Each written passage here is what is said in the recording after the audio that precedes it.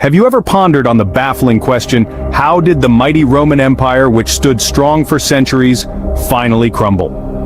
Let's take a moment to imagine the Roman Empire in its prime. A vast, sweeping civilization, its reach extended from the sandy dunes of Africa to the chilly climes of Britain. Its armies, seemingly invincible, marched with the discipline of a well-oiled machine. This colossal empire was a melting pot of cultures, teeming with knowledge, power, and wealth. Architectural marvels stood tall, reflecting the grandeur of its era. Rome was the heartbeat of the ancient world, beating strongly and steadily for centuries, but alas, even the mightiest fall. This brings us to the enigma of Rome's downfall. How could such a powerful empire succumb to its demise? What were the events, the causes, the forces at play that led to the fall of this great civilization? Join me as we journey back in time to unravel the mystery of Rome's downfall. Our story begins in the 3rd century, a time when the Roman Empire started to show signs of distress. Now, imagine a world where the head honcho changes more often than your socks. That was the Roman Empire during the 3rd century, a game of musical chairs if you will, but with a throne instead of a chair and a lethal twist. Rulers came and went, either meeting their end through assassination or in battle, with the average reign lasting a mere 2 to 3 years. But it wasn't just the constant leadership shuffle that caused concern. The economy was also spiraling downwards, faster than a gladiator in a lion's den. Inflation ran rampant, and the value of Roman currency plummeted. The denarius, once a proud symbol of Roman economic strength, was now as worthless as a broken chariot wheel. And then there were the barbarians. Don't let the name fool you, these guys were no uncultured brutes. They were a serious threat, knocking on Rome's door with the subtlety of a battering ram. The Roman legions, once feared across the known world, were now struggling to keep these invaders at bay. In an attempt to manage the chaos, Emperor Diocletian decided to divide the empire in two. He figured if one person can't handle this hot mess, maybe two can. So he introduced the tetrarchy system, splitting the empire into the Eastern and Western Roman empires. Each half had its own Augustus or senior emperor, and a junior emperor, the Caesar, ready to step up when necessary. It was a bold move, like trying to put out a fire by pouring oil on it, but in the short term, it seemed to work.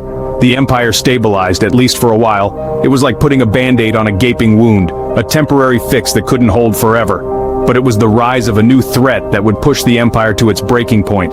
Enter the Huns, a fearsome nomadic tribe from the east who pushed other tribes into Roman territories. Now, if there's one thing you don't want on your doorstep, it's a bunch of disgruntled, displaced tribes, especially if you're Rome and your empire is already on shaky legs. But as luck would have it, that's exactly what Rome got.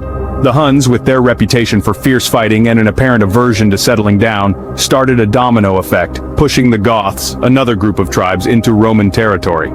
The Romans, perhaps feeling a bit too generous, or maybe just confident, allowed the Goths to settle within their borders. This, as you can probably guess, turned out to be a bit of a mistake. Fast forward to the Battle of Adrianople, a name that still sends shivers down the spines of Roman history enthusiasts. The Goths, perhaps feeling a bit cramped or maybe just unappreciated, decided to rebel against their Roman hosts. The result? A crushing defeat for the Romans and a blow to the empire's military prestige. But the Goths weren't the only ones with a bone to pick with Rome. Enter the Visigoths and the Vandals, who took turns sacking Rome like it was going out of style. Rome, the once invincible city, was looted not once but twice in less than 50 years. Talk about a fall from grace. As the final nail in the coffin, we have the abdication of Romulus Augustus, the last Roman emperor. In a move that was probably less "I quit" and more "I'd rather not be sacked, thanks," Romulus stepped down, marking the official end of the Western Roman Empire. And so, after centuries of power and glory, the sun finally set on the Western Roman Empire. The mighty had fallen, the invincible had been vanquished, and Rome, the eternal city, was left to pick up the pieces and move on. But as they say, that's history for you. The fall of the Roman Empire sent shockwaves through the world that still reverberate today. The empire's collapse wasn't just the end of a glorious chapter in human history, it was the beginning of a new era. Societies crumbled, economies tumbled, and a once unified world splintered into chaos. In the aftermath, the socio-political landscape dramatically shifted. Power vacuums left by the Romans were filled by emerging kingdoms and tribes. The once grand Roman cities and infrastructure lay in ruins, abandoned and forgotten. The world was plunged into what we now refer to as the Dark Ages, a time of cultural and economic decline. Yet, from this chaos, new political entities rose, laying the groundwork for modern Western civilization. The remnants of the empire were transformed into new kingdoms, each carrying a piece of Rome's legacy. So, the next time you marvel at the grandeur of Rome's ruins, remember the rise and fall of this once mighty empire, a testament to the transient nature of power and glory.